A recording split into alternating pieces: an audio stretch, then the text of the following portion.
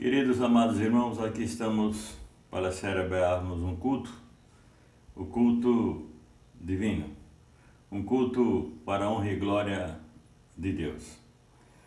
E essa é a segunda vez que nós fazemos isso. E a nossa alegria está em comunhão com cada um de vocês. Na verdade, eu estou sentindo uma falta terrível. Estou sentindo a falta desse calor humano, desse convívio com nossos irmãos. Eu fico feliz porque você está assistindo esse vídeo, embora que eu não esteja vendo você, mas com certeza foi feito para que Deus seja honrado, seja glorificado. Infelizmente temos essa pandemia por aí afora, e essa pandemia só faz mesmo prejudicar. Essa pandemia só faz mesmo que as pessoas sejam distantes uns dos outros, se isolando uns dos outros. Mas oremos a Deus. Oremos para que Ele revele a alguém um antídoto, um remédio, para que possa curar por definitivo esse mal que assola o mundo. Mas aqui estamos para celebrar esse culto para a honra e glória de Deus. E nós, ao iniciarmos esse culto, vamos pedir a ajuda de Deus, a presença do Espírito Santo em nossa vida, neste momento, não é? Para que Ele se faça presente, aqui e aí, no seu lar, ou aonde você esteja. Que Deus abençoe. Oremos. Santo Pai, Deus rico em misericórdia, obrigado por ricas bênçãos e cuidados que tem nos concedido. Perdoa nossos pecados, fraquezas e imperfeições. Estamos agradecidos pela noite, pela graça de se levantar, por esse dia que o Senhor nos concede. Renova-nos neste amanhecer, que a nossa luz brilhe como a luz da aurora até o seu máximo, que é o meu dia. Esteja conosco, orienta nesse culto, sente com cada pessoa aqui presente, ou cada pessoa que nos assiste. Esteja conosco, pedimos essa graça nos méritos e em nome de Jesus. Amém. Irmãos, para darmos continuidade, vamos cantar. E um hino conhecido, talvez conhecido de alguns, mas é um hino muito envolvente, é que ele nos fala sobre vitória. Ele fala sobre vitória e fala sobre o vencedor, que ele vencerá por Cristo Jesus. É o hino 74, que traz o título, quero dizer, sempre vencendo. Não é? Aí diz, sempre vencendo, muito vitorioso, Cristo Jesus, o Senhor. Vamos cantar a partir de agora? Então é o hino de número 74 de nosso cenário. Sempre vencemos, sempre vencendo. Cantemos agora.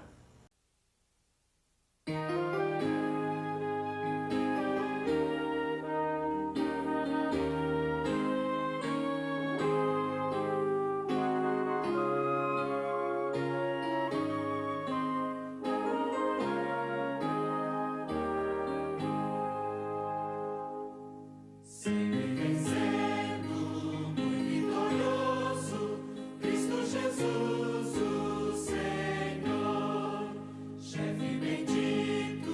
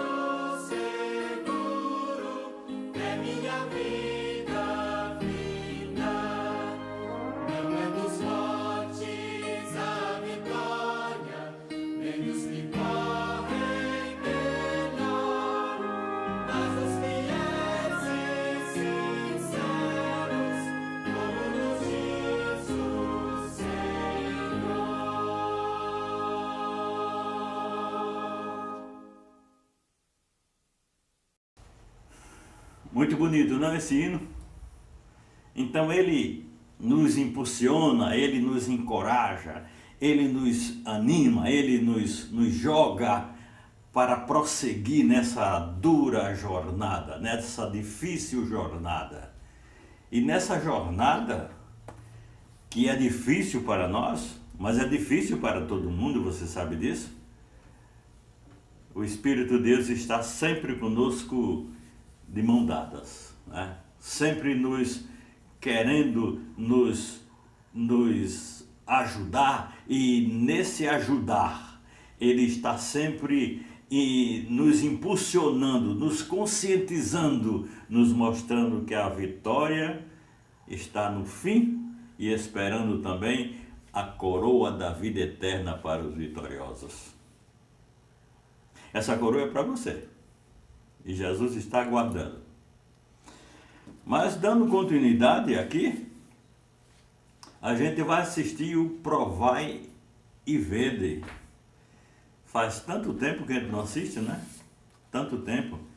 O Provai e Vede de hoje, ele traz a história do menino Lucas. Lucas, ele nasceu no lar adventista. Nasceu no lar adventista e sempre frequentava a igreja com seus pais, mas era criança ainda, né? Talvez seus 9 anos, por aí assim, 10 anos, e olha, não sei. E em certa ocasião, Lucas, participando de um pequeno grupo, ele pediu para ler. E o pai disseram que ele não sabia ler. E hoje Lucas, ele é um pregador mirim do Evangelho. Lucas, é melhor a gente assistir, não é? Assim eu estou contando, né? Eu estou contando essa história do menino Lucas, não é? Então a gente vai assistir o Provai e Vede agora, dessa semana. Vamos assistir agora.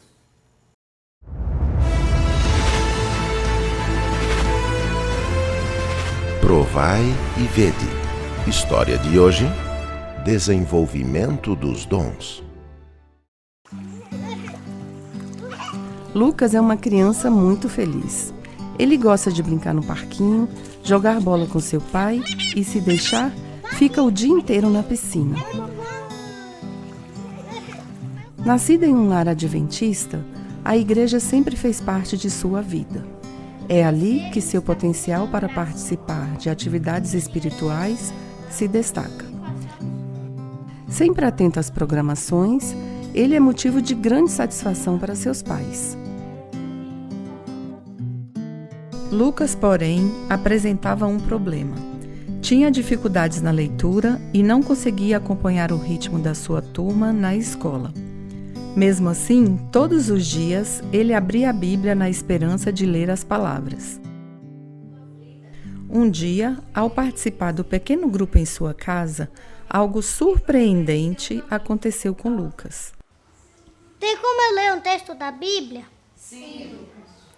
Está baseado aqui no livro de Apocalipse, capítulo 1, versículo 8 e versículo 5 a 6, que diz: Eu sou o Alfa e Ômega, diz o Senhor Deus, aquele que é, que era e que há de vir. E da parte de Jesus Cristo, a fiel testemunha, o primogênito dos mortos e o soberano dos reis da terra, aquele que nos ama e pelo seu sangue nos libertou dos nossos pecados e nos constituiu reino, sacerdotes para o seu Deus e Pai. A Ele a glória e o domínio pelos séculos dos séculos. Amém. Ô Lucas, eu fiquei sem entender hoje no pequeno grupo. Você pediu para ler um texto bíblico da Bíblia, mas você não sabe ler. Como foi isso? Lucas disse para sua mãe que Jesus estava ajudando-o com a leitura e a compreensão dos versos bíblicos. A partir daí, a sua vida mudou progressivamente. Na escola, ele está colocado entre os alunos mais estudiosos. Os professores estão sempre atentos às suas perguntas e dedicam muita atenção a ele. E não faltam amigos para compartilhar os bons momentos da hora do recreio. Lucas sempre foi uma criança muito temente a Deus. Seu principal passatempo é ouvir músicas cristãs, cantar hinos de louvor e estudar as Sagradas Escrituras. Lucas é uma criança que não apenas lê a Bíblia, ele estuda as histórias, parábolas e profecias com dedicação. Produz seus próprios slides para ilustrar os pequenos sermões que ele mesmo cria. Por causa disso, ele tem sido chamado para pregar em muitas igrejas. Que é um assunto de muita alegria, é a maior esperança que nós temos, e que é um assunto que também é um assunto de muita atenção e de muita preparação. E é o assunto da volta de Jesus. E quem crê que ele vai voltar, diga amém. Amém. Antes, porém, de nós abrirmos a agenda não para de crescer. E isso só fortalece seu desejo de ser um evangelista num futuro muito próximo. Porque, meu querido amigo, a nossa vida tem que ter teoria e prática para nós mostrarmos que Jesus é o Redentor. Ele morreu, ressuscitou e ele vai voltar aqui para essa terra. Vem para os braços de Jesus. Nosso desejo é que todos os pais e os responsáveis estejam atentos à vida espiritual de seus filhos, criando as condições favoráveis para o envolvimento com os ministérios da igreja e o desenvolvimento dos dons espirituais. Quer ser feliz? Nossas crianças e juvenis de hoje serão os mensageiros da verdade num futuro desafiador. Provai e vede. E agora eu os convido para esse momento especial de adoração, através dos dízimos e das ofertas. Que Deus os abençoe.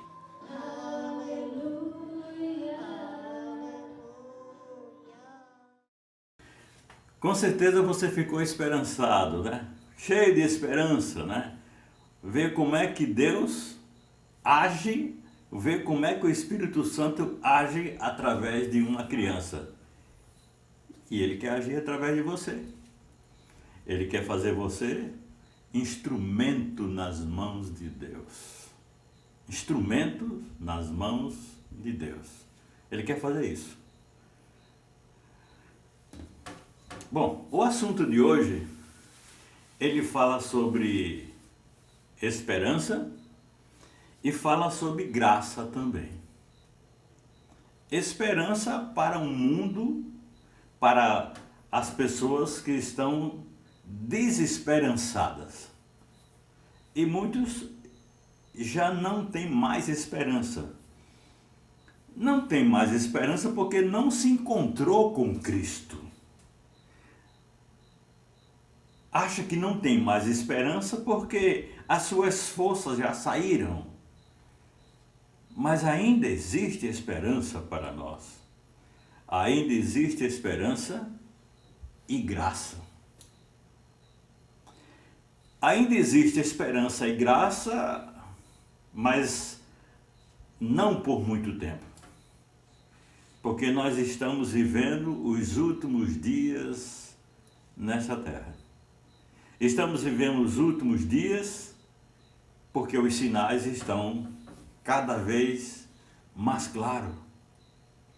Os sinais nos mostram que Jesus está às portas.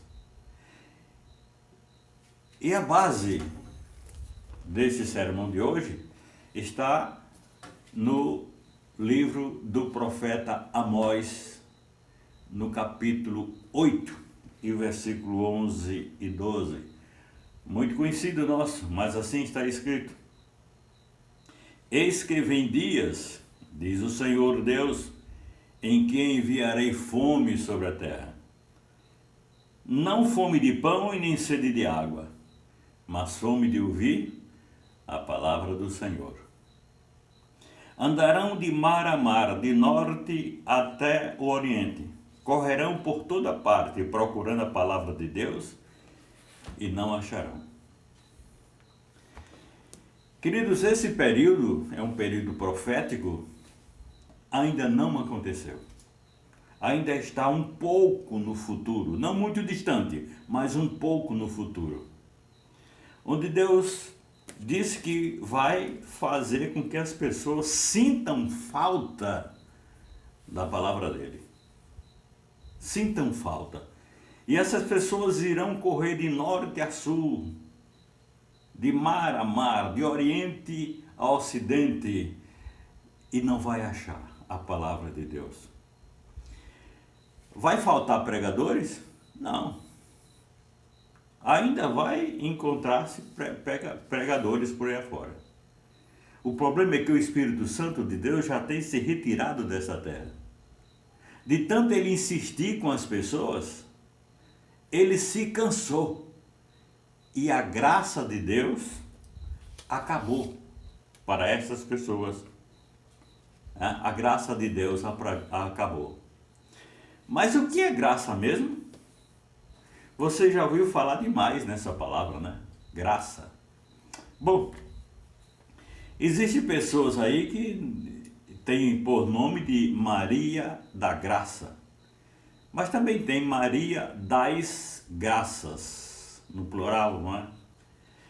Mas nos é dito também que estamos vivendo pela graça.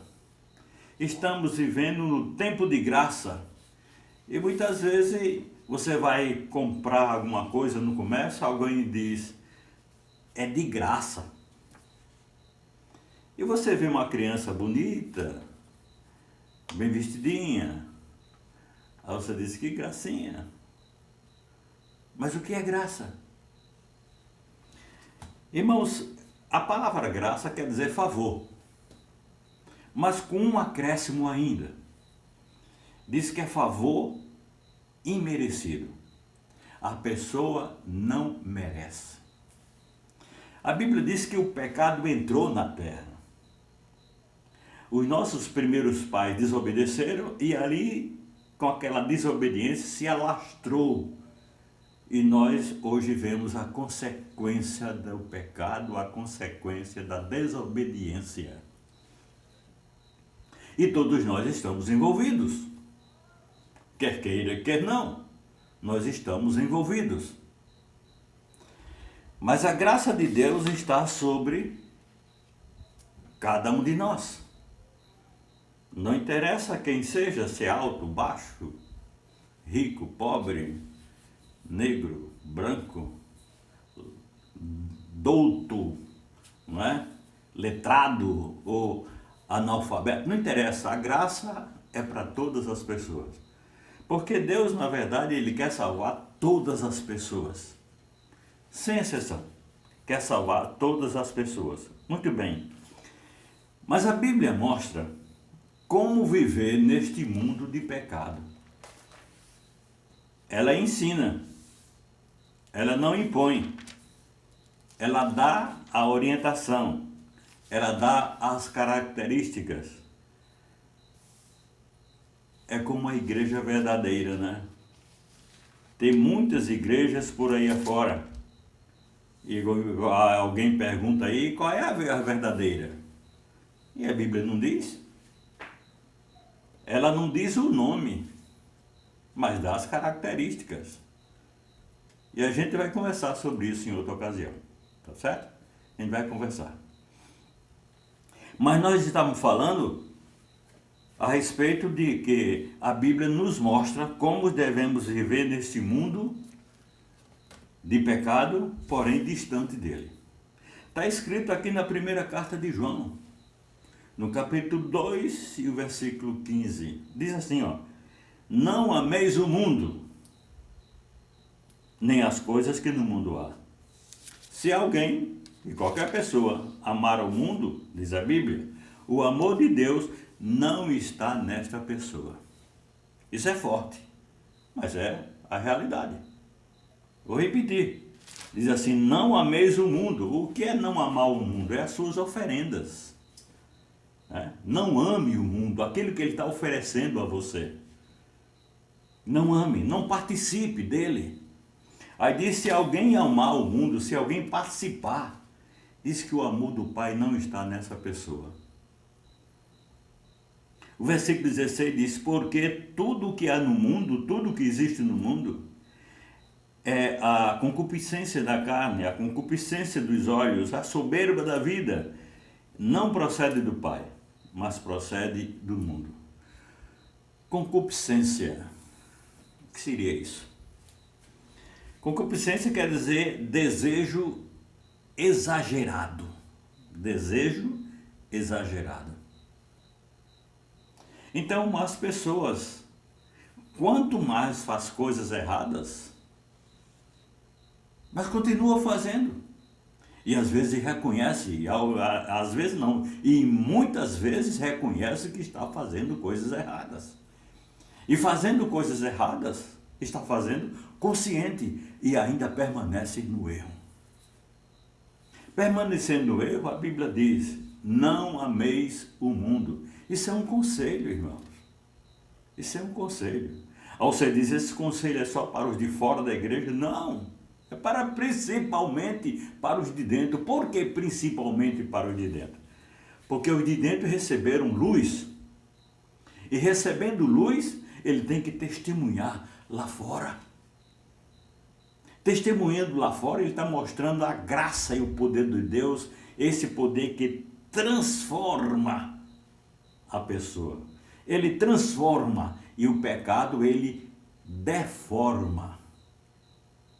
Isso é graça. Isso é o amor de Deus. Pois bem, o texto de Amós que fala, lançarei fome sobre a terra, é exatamente um alerta, uma advertência, entendeu? Mas é também uma conscientização, um trabalho de conscientização.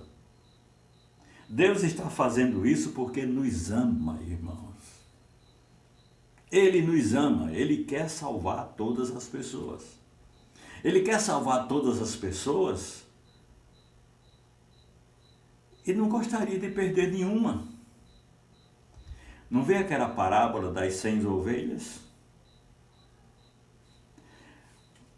O pastor tinha 99 no curral, 99 ovelhas no aprisco, mas ele se preocupou com aquela que estava fora.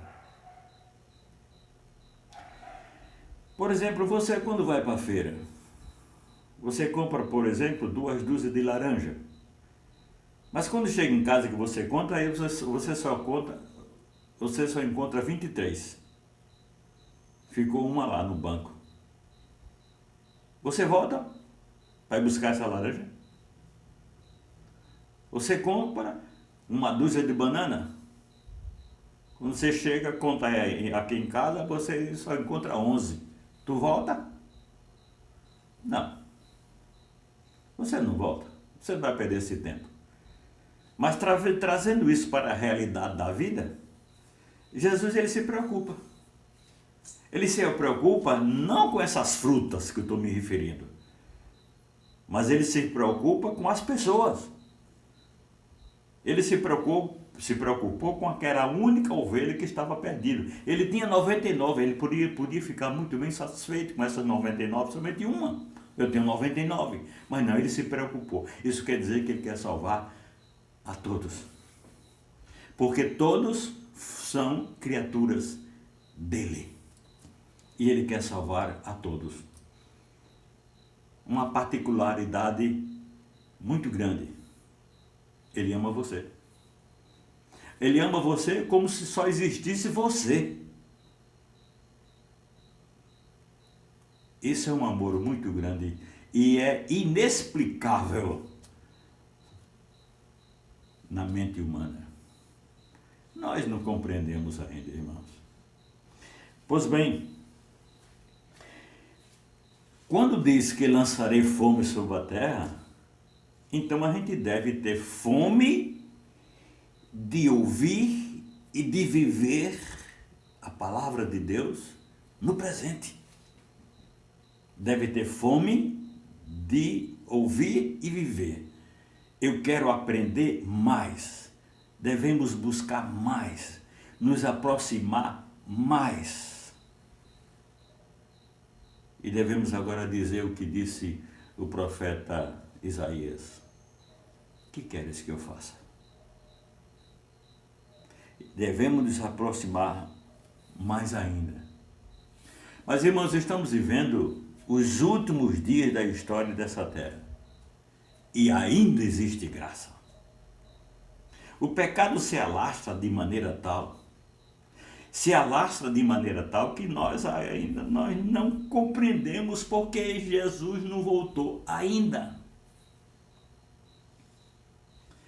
Sabe por que ele não voltou ainda? Primeiro porque a missão não foi cumprida. Ele não marcou data. Porque a volta de Cristo não depende de uma data. A volta de Cristo depende de uma missão a ser cumprida. Quando esse evangelho for pregado no mundo inteiro, quando as pessoas tomarem conhecimento dessa verdade, quando essas pessoas tomarem uma decisão de que lado querem ficar, então ele volta.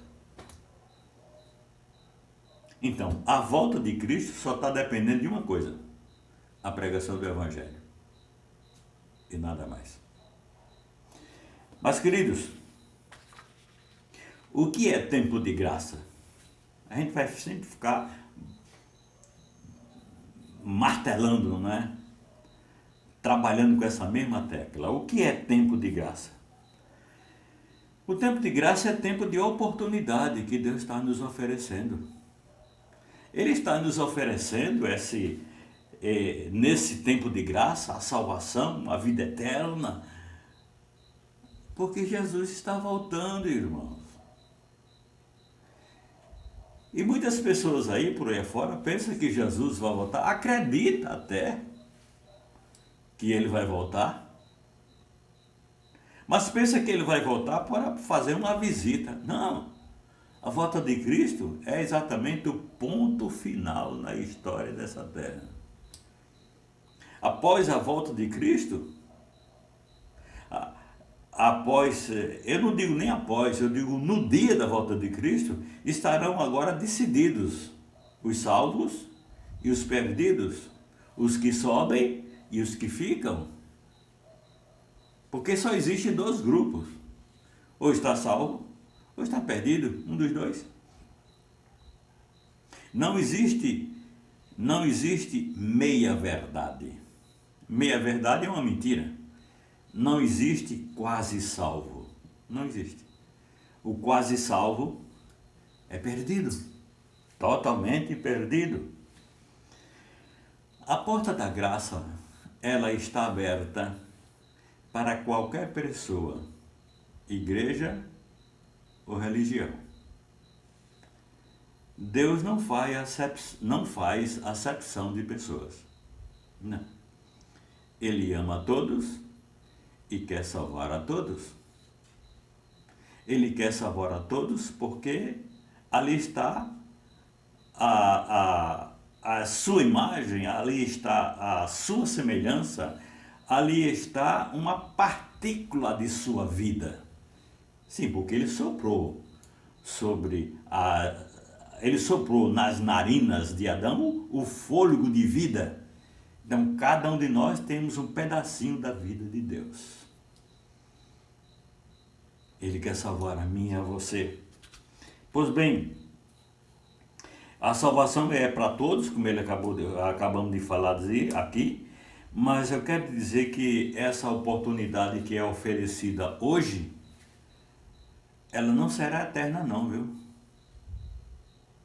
Algum dia, essa espera, algum dia essa paciência de Deus, ela se acaba. O amor dele é que é eterno. O amor dele é que é eterno. E o amor dele sendo eterno é diferente da oportunidade que ele me oferece. Deus é eterno. O seu amor é eterno. Mas a sua paciência não. A Bíblia diz que ele é longânimo. Ou seja, ele é mais que paciente. Ele é longânimo. Mas, irmãos, ele é longânimo, Ele é mais que paciente, porque Ele está esperando por mim e por você.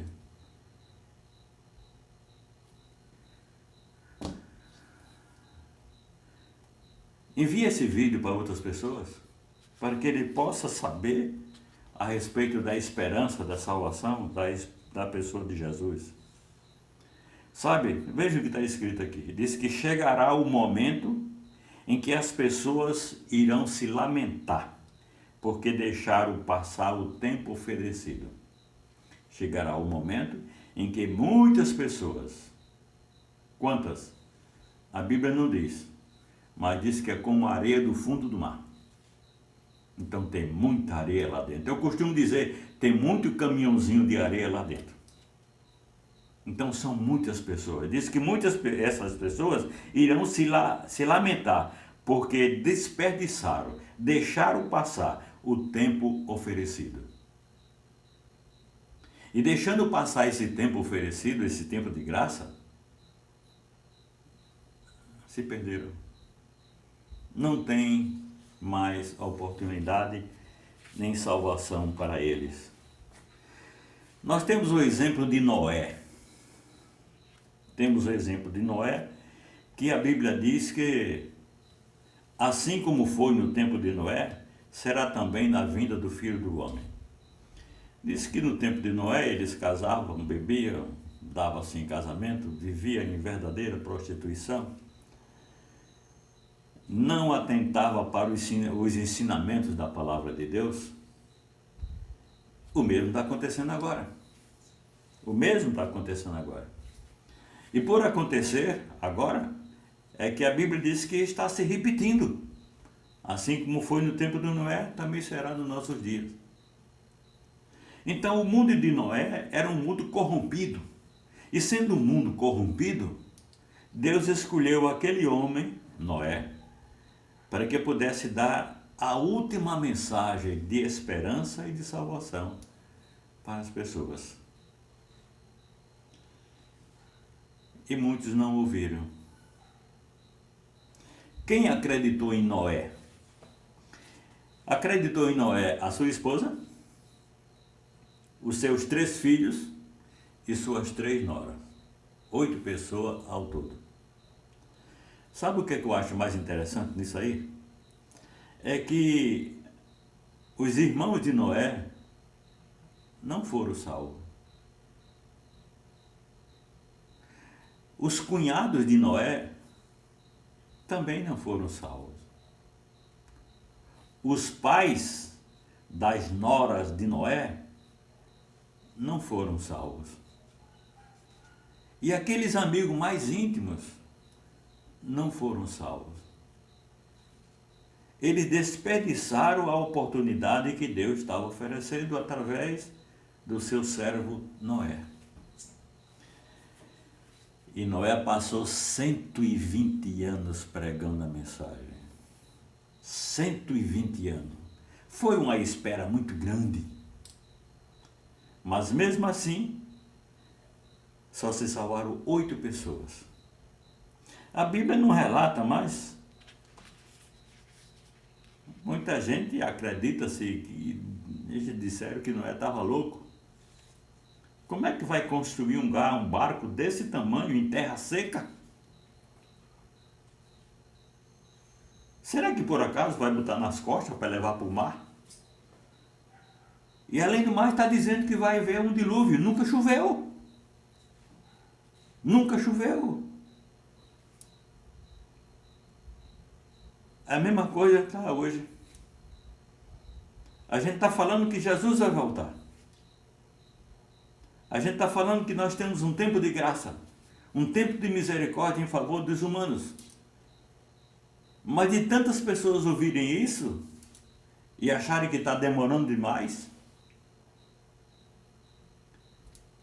não se preparam ou talvez não acreditam. Pelo contrário, às vezes debocham. Tem um texto aqui, vou ver se eu encontro. Está aqui, em 2 Pedro. Aí diz assim, 2 Pedro, capítulo 3, diz assim: 3:3 diz assim: tendo em conta, antes de tudo, que nos últimos dias, esse que estamos vivendo, nos últimos dias, virão escarnecedores, com seus escárnios, andando segundo as suas próprias paixões, e dizendo: onde está a promessa de sua vinda?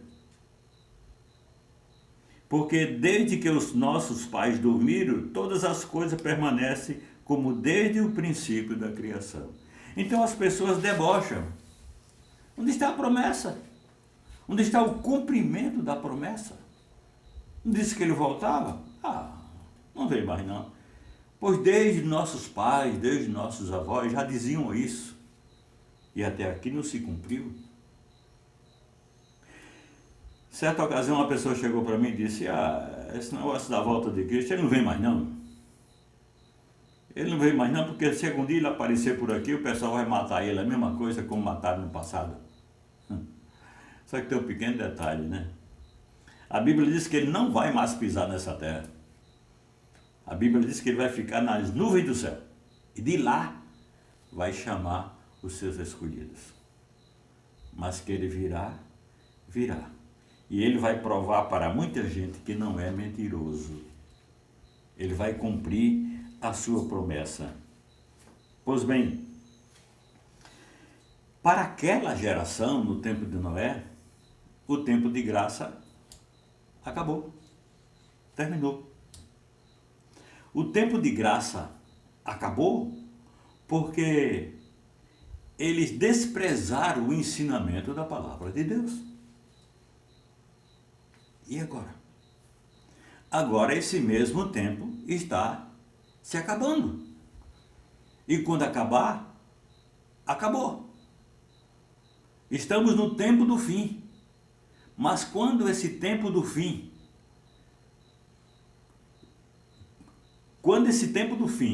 concluir, então chega o fim do tempo.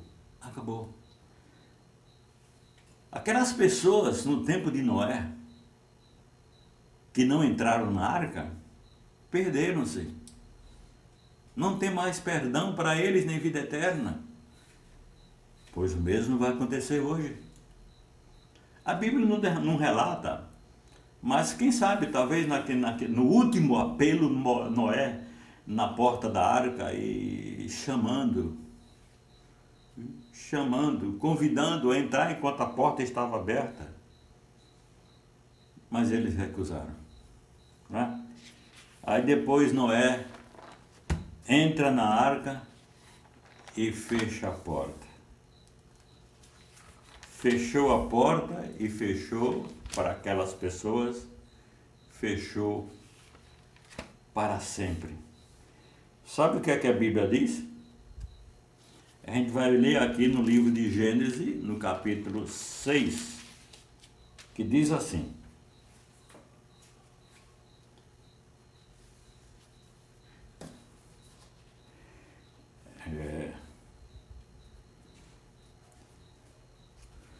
e a terra estava corrompida, a gente já falou isso antes, mas eu vou agora comprovar. A vista de Deus estava cheia de violência. Viu Deus a terra, e eis que estava corrompida, porque todo ser vivente havia corrompido o seu caminho na terra. E disse Deus a Noé: resolvi destruir toda a carne sobre a face da terra, porque a terra está cheia de violência. Eis que farei perecer todo ser vivente na terra. Isso é Deus falando. Isso é Deus falando. Mas a arca até que enfim que ficou pronta. Quando a arca ficou pronta,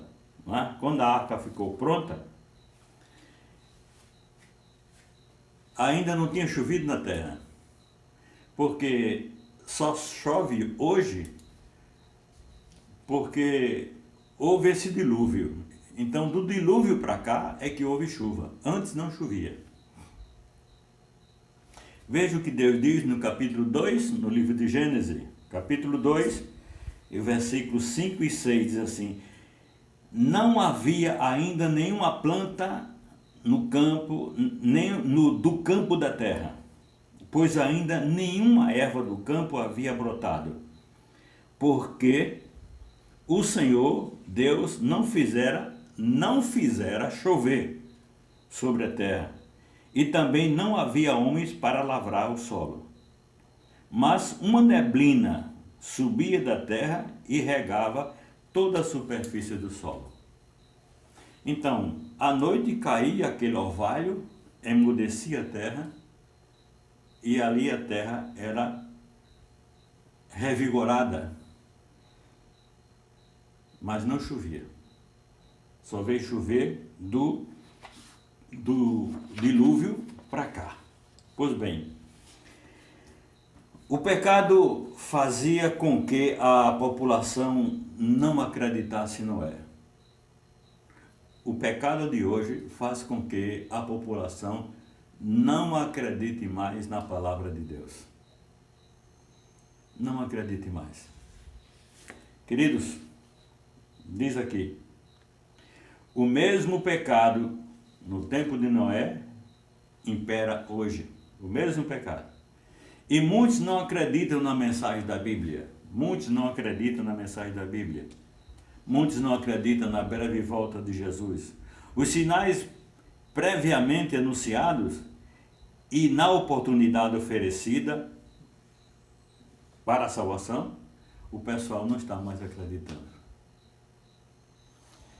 Por isso nós temos esse problema, não só aqui no Brasil, mas no mundo inteiro, né? Isso também é um dos sinais.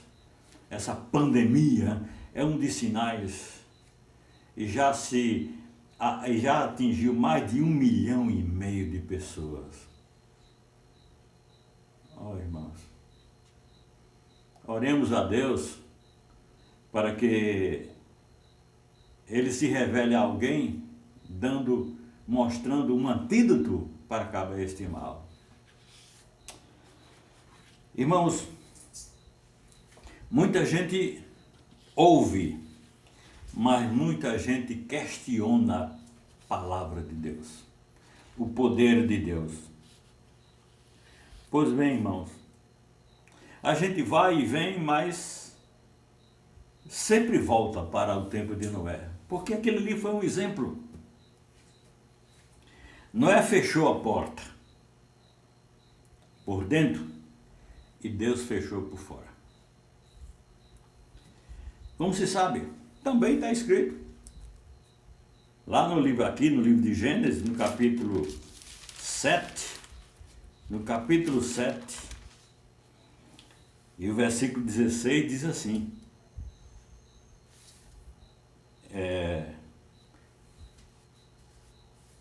diz assim, eram macho e fêmea. Vamos ler a partir do 15. De toda a carne que havia fôlego da terra, entraram de 2 em 2 na arca de Noé. Eram macho e fêmeas que entraram de toda a carne, como Deus lhe havia ordenado. E o Senhor fechou a porta após Noé. Então Noé fechou a porta por dentro e Deus fechou a porta por fora. Isso tem uma simbologia, viu? Noé fechou a porta por dentro com uma tranca, né? E Deus agora fecha por fora. Se por acaso Noé abrisse a porta, ouvindo talvez um apelo, um socorro de alguém, se Noé abrisse a porta, até Noé se perderia. Mas Deus fechou a porta por fora. Porque, irmão, Deus oferece a oportunidade. Mas não, no dia em que Ele disser que a oportunidade está encerrada, no dia que Ele disser, estou repetindo, que a oportunidade está encerrada, haverá pranto e ranger de dentes. Então começará a cair o juízo de Deus. Não caiu nenhuma ainda. São as 7 pragas do Apocalipse. Não caiu nenhuma ainda.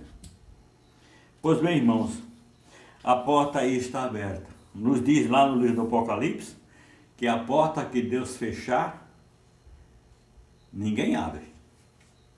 Mas aquele abrir, ninguém fecha. Por enquanto, a porta da graça está aberta. Por enquanto.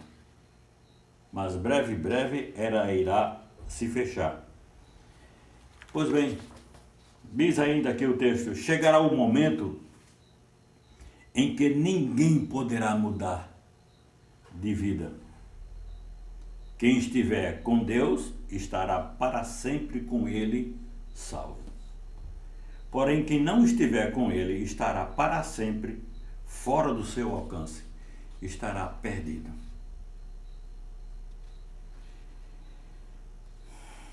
Lamentamos se nós vemos um dos nossos conhecidos, amigos, colegas se perder. Mas lembre-se que a gente deve se cuidar, viu? Porque essa mensagem é para mim e para você, viu? Essa mensagem é para mim e para você. Porque nos é dito que eu sou luz, você é a luz, onde quer que esteja. Então temos uma grande responsabilidade. Jesus disse: vós sois a luz do mundo, vós sois o sal da terra. Ele não perguntou se você queria ser luz, não. Ele não perguntou se você queria ser sal, não. Ele disse que você já é. E se você já é, você já tem uma grande responsabilidade diante de Deus. Grande responsabilidade. Mas não vamos esquecer do que está escrito lá em Amós: eis que enviarei fome sobre a terra, nem fome de pão, nem sede de água, mas de ouvir a minha palavra. Isso irá acontecer. Mas por enquanto, a porta está aberta. A porta da graça está aberta. A oportunidade Deus está oferecendo a mim e a você. Nós não podemos deixar de aceitar essa oportunidade. O Espírito Santo, ele está batendo a porta do nosso coração. E essa porta do coração, a maçaneta está do lado de dentro. Só quem pode abrir sou eu. Só quem pode abrir é você. Jesus diz: eis que estou à porta e bato. Ou seja, eu estou insistindo, eu estou querendo entrar na tua vida, eu quero participar da tua vida. Eu estou trazendo a mensagem de perdão, eu estou trazendo a mensagem de salvação. E muitas vezes a pessoa recusa.